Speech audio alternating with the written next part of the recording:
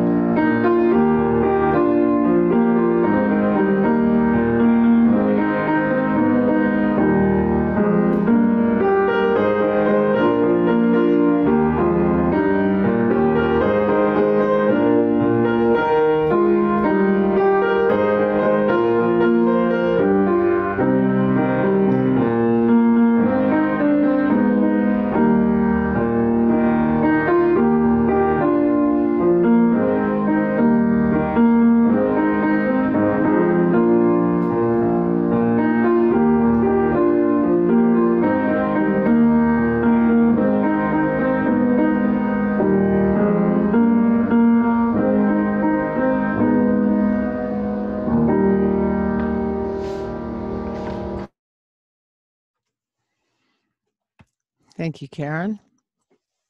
Our invocation this morning comes from one of my favorite Universalists, one of my mentors, the Reverend Dr. Elizabeth Strong.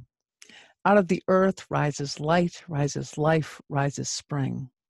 May we join with the miracle that is springtime and enter into life with lightness and joy. Out of the Spirit rises faith, rises hope, rises love. May we join with the miracle that is Easter time and enter into life with hope and love. Let us resurrect with spring. Let us resurrect with the Spirit and enter into renewed life as we gather into our time of worship together this Easter morning.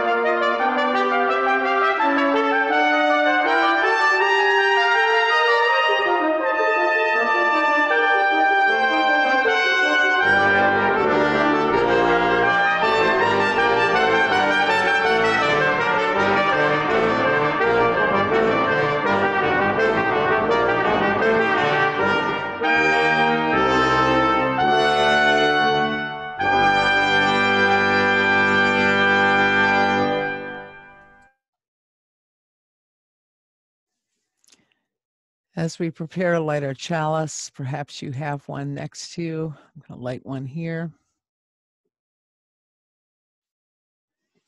And you can also see this beautiful one behind me. I offered these words from Dillman Baker Sorrells. For holy days on which we recall the old stories, we light the flame. For Passover, which reminds us of the courage and strength of those seeking freedom in the past, we light the flame. For Easter, which reminds us that love is our greatest challenge, we light the flame. For gathering to get today in this sacred space we're creating, we light the flame. For the opportunity to be together as a community, to remember the past, to plan for the future, to be alive in our present, we light this flame.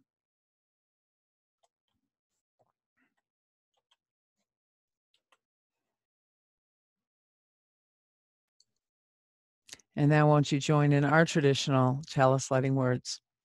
We light this chalice for the challenge of freedom, the goal of equality, and the warmth of community.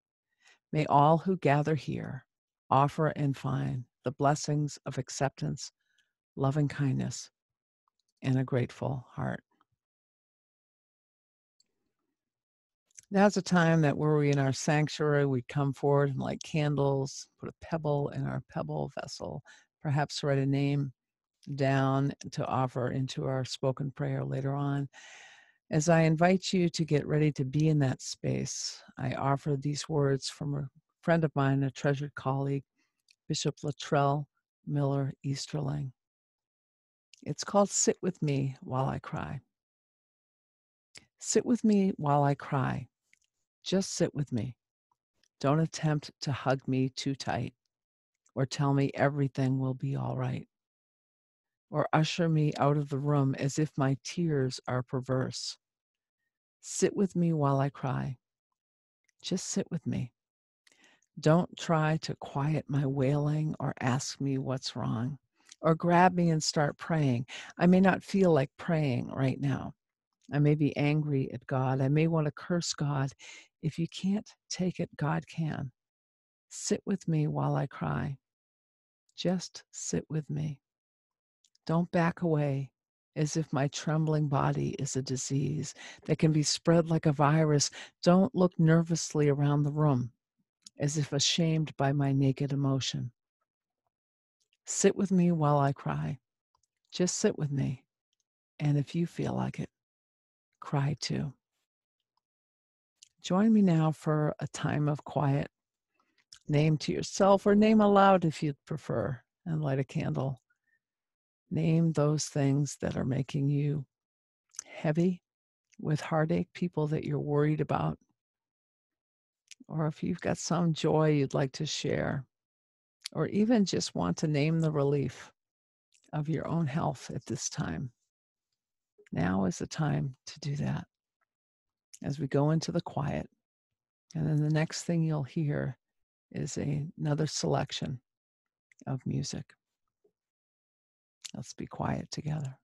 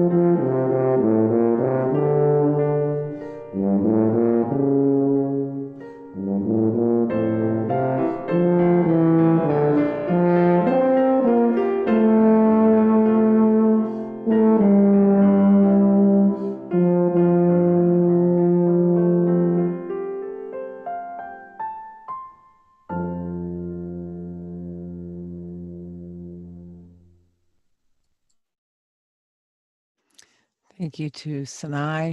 And that was once again her husband, Michael, on tuba. Blessed to have them as our special guest musicians for this service. Our story this morning is one that comes to us from Jane Tyson Clement. And the name of it is The White Lily. Once upon a time, an old man, his dog, Rubles, and the man's orphan nephew, Peter, lived together in a small hut outside of a village. The old man, Ivan, was not a bad man. He didn't steal, murder, meddle in others' affairs, or tell lies, but you probably wouldn't consider him a very good man either. He was very cross, often. He also wasn't fond of bathing or taking care of his home or garden, even in the smallest of ways.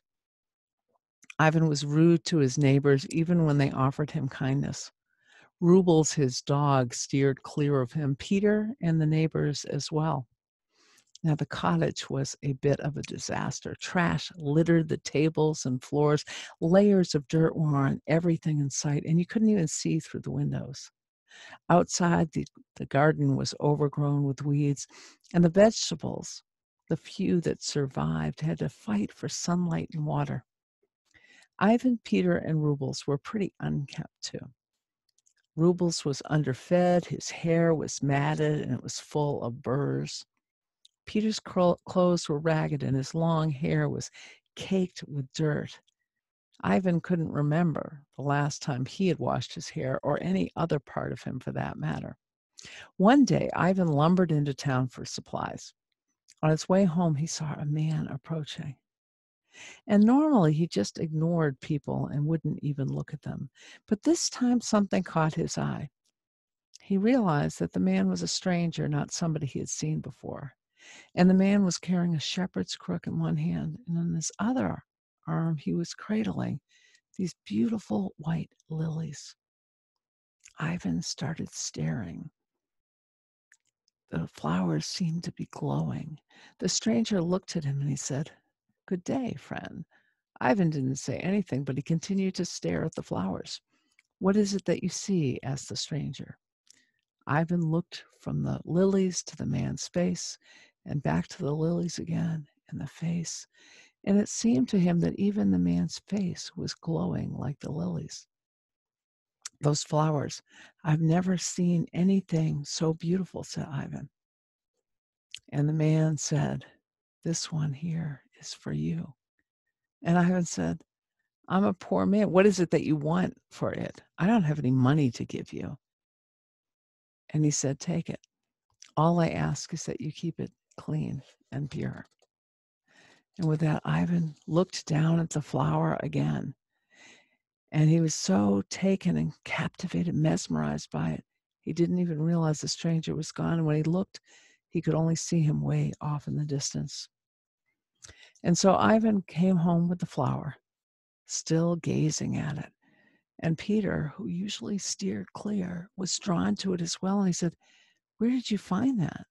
And Ivan told him about the stranger and how he gave it to him and said, "You need just keep it pure and clean." And Peter said, "Well, we should maybe put it in that bottle that's up there on the shelf, that bottle that you put up there."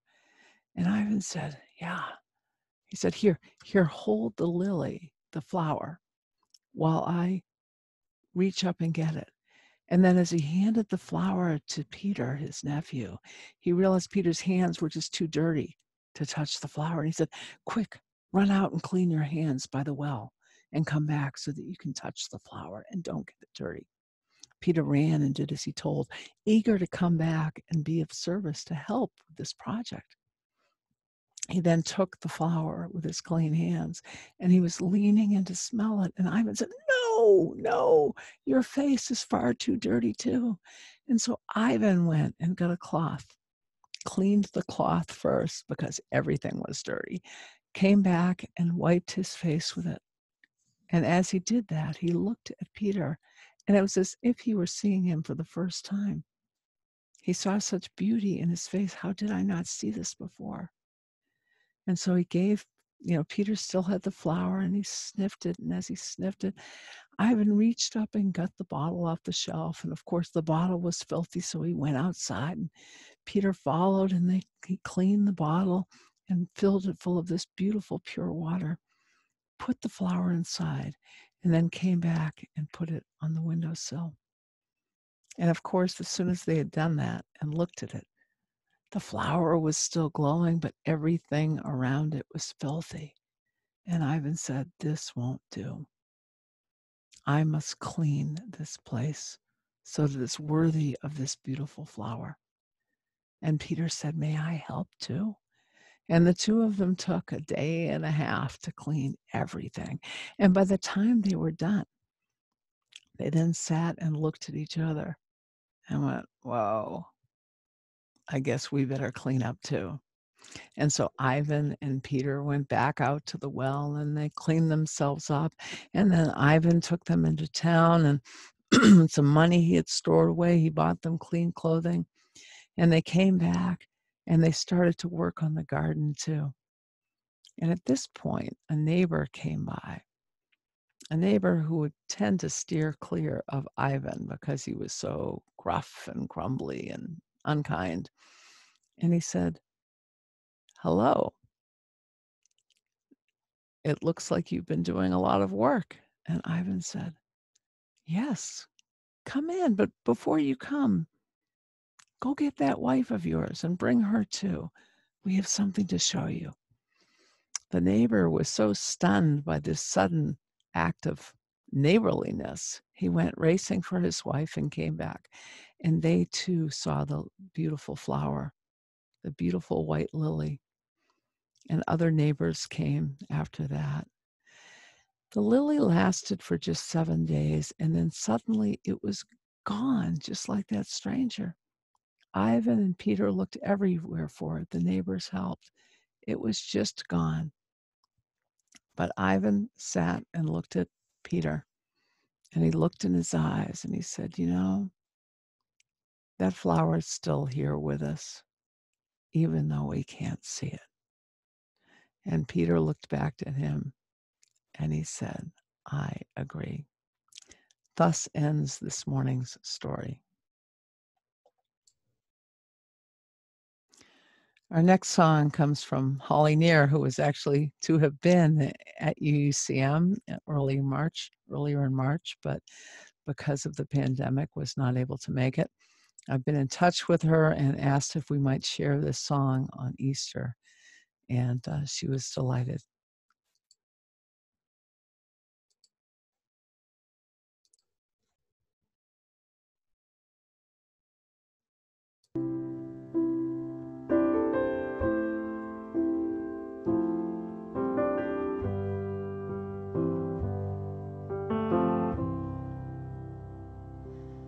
I am open and I am willing, for to be hopeless would seem so strange. It dishonors those who go before us, so lift me up to the light of change. There is a hurting in my family, and there is sorrow in my town.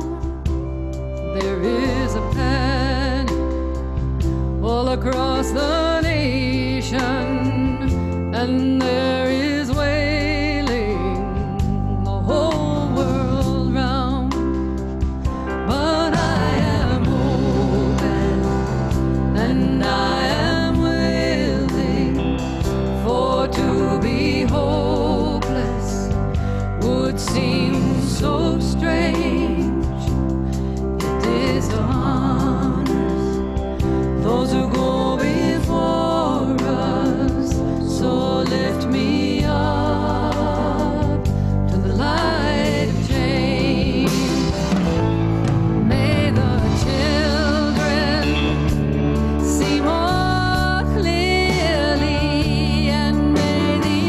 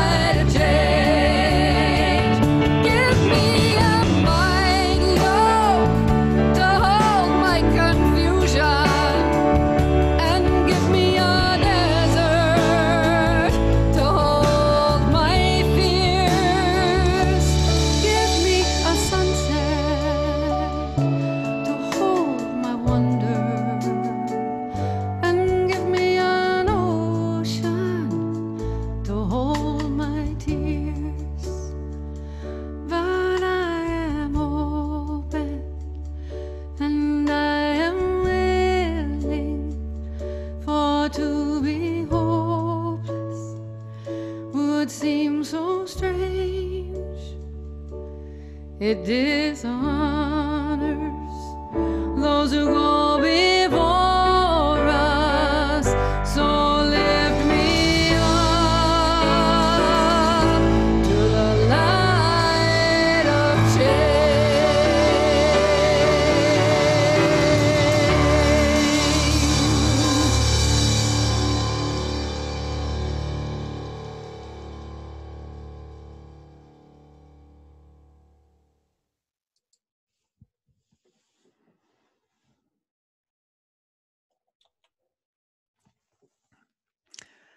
I shared that Easter story this morning, not because I believe in clean and orderly living. If you know me, I'm a bit of a fan of chaos. A little dust never offends. And actually, I like the feeling of mud between my toes.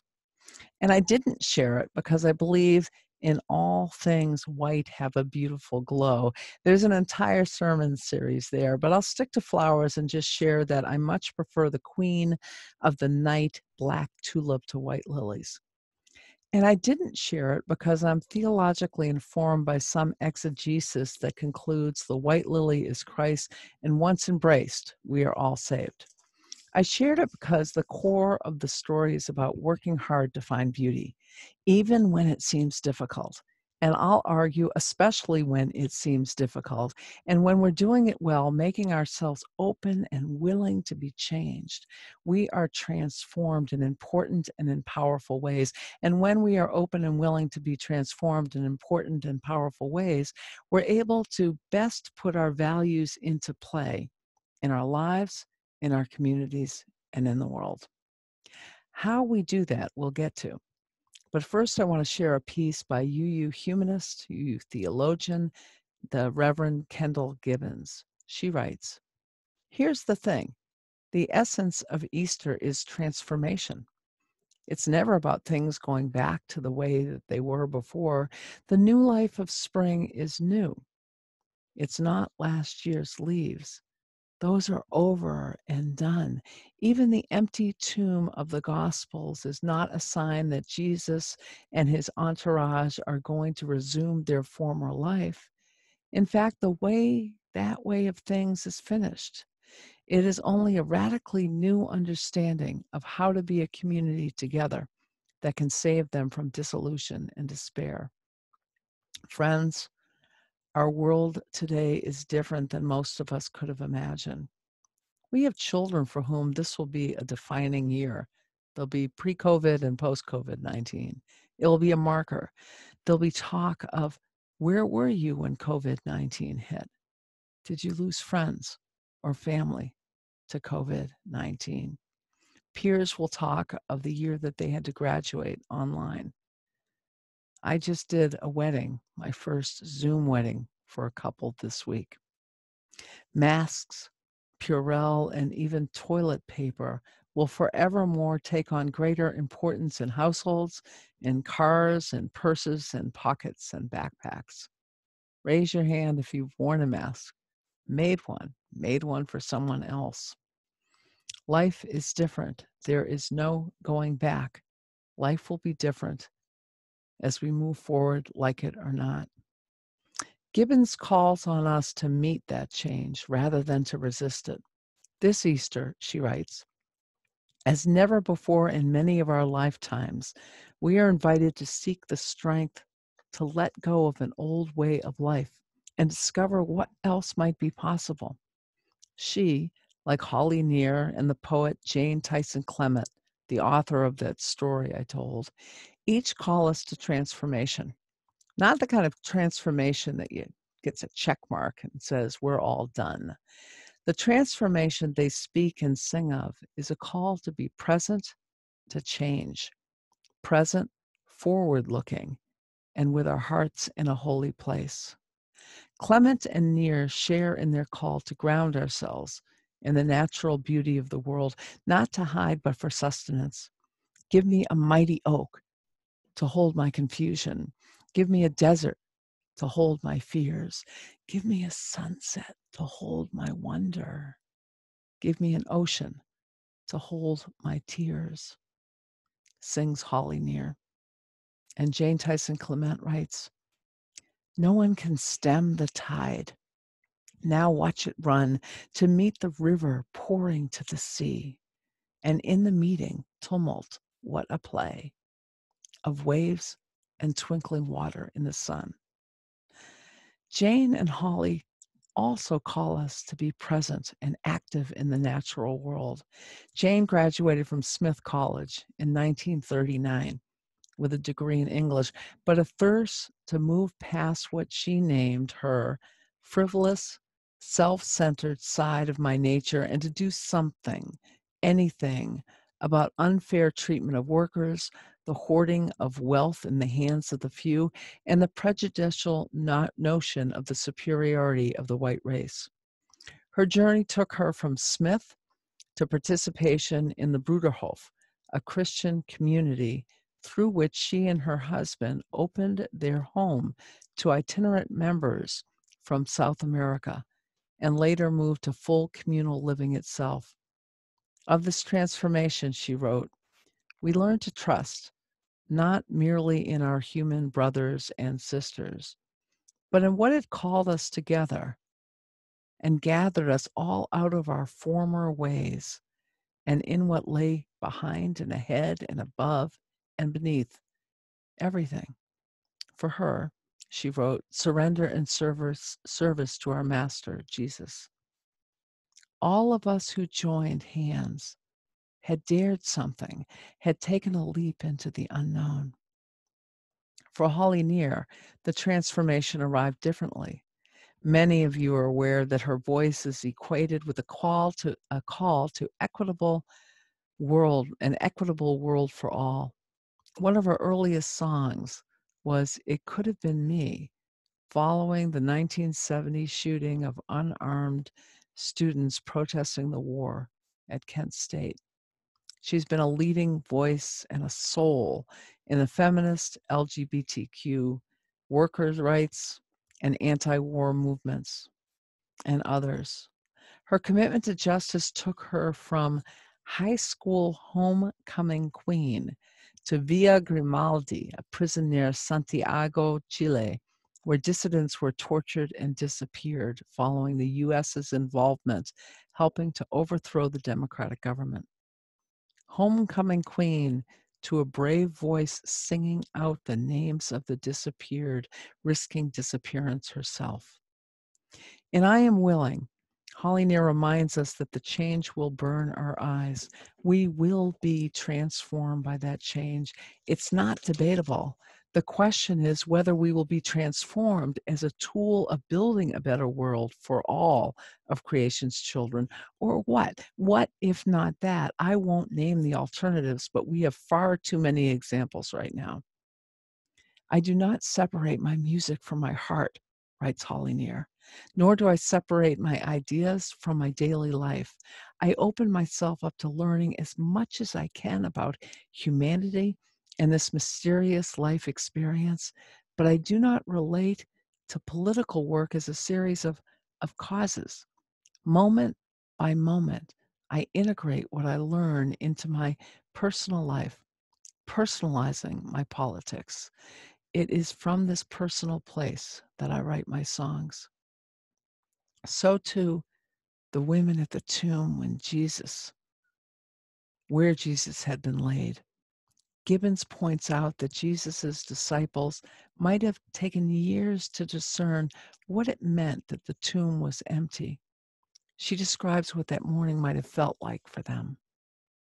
At first, the rolled back stone and the missing body was just one more indignity, one more complication, one more heartbreak to deal with. Had their beloved leader's corpse been mistreated, savaged by animals, disposed of as part of a cover up by the Roman or Jewish authorities? Amidst all their other disappointments and grief, were they not to have even the simple comfort and closure of seeing him properly buried? The world as they had known it, transformed by the possibilities of healing, justice, grace, and freedom, blessed by God's loving compassion, evaporated as their teacher gasped out his last breath on the cross. Nothing of this bright vision remained, only the memory of betrayal and suffering and death. And yet, she writes, it is in the confusion and anguish of that disappearance, that inexplicably empty tomb, that the first whisper begins on the lips of the broken-hearted women, trembling at their own audacity. Risen? What if the story isn't actually over? What if the message still lives within us, is made real by who we are together? What if the vision he taught us is still as true as it ever was? What if he was still among us, instructing, encouraging, calling us to rise again? From that personal place, the story continued and continues today to call Christians to Christ-like behavior. Holly Near returned to Chile in 2010, and that year, you might recall, they experienced a horrific earthquake. She said it was like nothing she had ever experienced. And there's more to that story. You can go on her website and read it. But I hold up this single thread because her words ring prophetic today, 10 years later. She wrote, from where I stand, the one thing we can learn is to look at our own towns. Are we ready for disasters beyond our wildest imaginations? Do we have agreements with our supermarkets that in the event of a crisis, they become distribution centers, answerable to emergency response teams, to be reimbursed at cost another time? In Chile, this would have helped to avert some of the violence. Parents were desperate to get milk, bread, water, diapers, etc. for their children. The common thread of Holly Near's story and Jane Tyson Clement's story is not shared theology, but it is of a shared faith of a sort, and importantly, most importantly, a practice. Both women, anchored by their sense of belonging as members of the human family, here in the beauty of creation, have lived their lives open and willing to be transformed by all that they learn and experience, and have done that in service to the betterment of their fellow humans. In the face of change, each has moved into the change and become part of the larger movement, influencing it and authoring it with their integrity, with their creativity, their courage, and their dedication to justice and equity. Gibbons asked, what if we too, on this Easter morning of coronavirus danger and death, are called to rise again and make a new world? What if there is no way back to what was before, only a path forward to a different way of being? Perhaps a society more nearly what it and we ought to be. This isn't the first time our world has fallen apart, she wrote. It just seems more devastating because it's ours. I ask, what does it mean for each of us to participate in making that new world? What will it take? What might each of us, informed by this Easter Sunday together, do this coming week to become part of the movement forward, informed by our Unitarian Universalist values and strengthened by our Unitarian Universalist community? We needn't figure it all out now. But this week, friends, we need not wait for a stranger to hand us a white lily or a black tulip to inspire us or call us to participate. We all have exactly what we need right here and right here together. And even as we grow into that answer, I invite you to ponder this as well. How might UUCM, our own faith community, how might we, of being and connecting, help to be like that mighty oak, a place to hold our confusion, that desert, a place to hold our fears, a sunset, a place to hold our wonder, and that ocean, a place to hold our tears? Because we'll need that too, friends. We'll need that too. I close this morning's message with these words from our poet, Jane Tyson Clement. The ranting of the gods, this tumbling sky, this wind-strong rain which pelts against my cheek, the world relit by lightning, and the lie of tall seagrass low bent against the sand.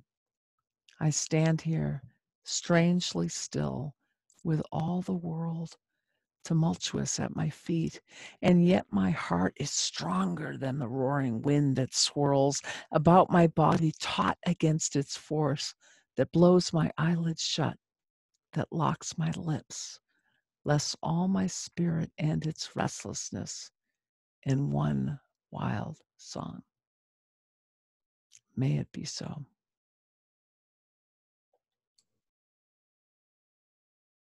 I invite you now into a time of giving. People are giving in so many ways right now. Our pastoral care associates are happy to receive your names if you would like to be among those who are able to help others. And they are also, part of giving is being able to let other people give. So please let them know as well if you are in need of assistance when it comes to grocery shopping or picking up medicines.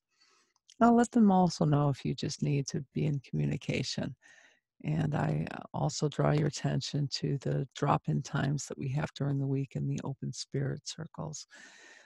We give to one another in many different ways. This is also a time that you are invited to give as you're able and to the Unitarian Universalist Church of Marblehead. A link for our offering, our Sunday plate, appears below this link on YouTube. And now as this beautiful music plays, we give that back to you.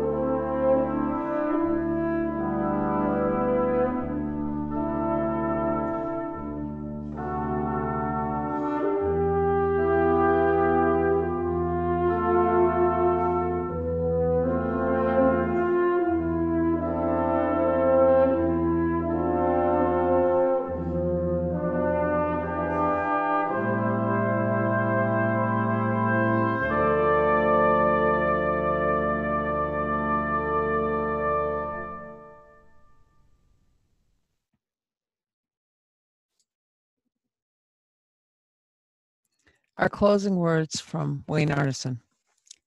Take courage, friends. The way is often hard, the path is never clear, and the stakes are very high. Take courage, for deep down there is another truth. You are not alone. I look forward to seeing you in social hour in our Zoom call after this post salute. And once again, thank you to Michael and Sinai and Karen Gahagan for arranging this beautiful music.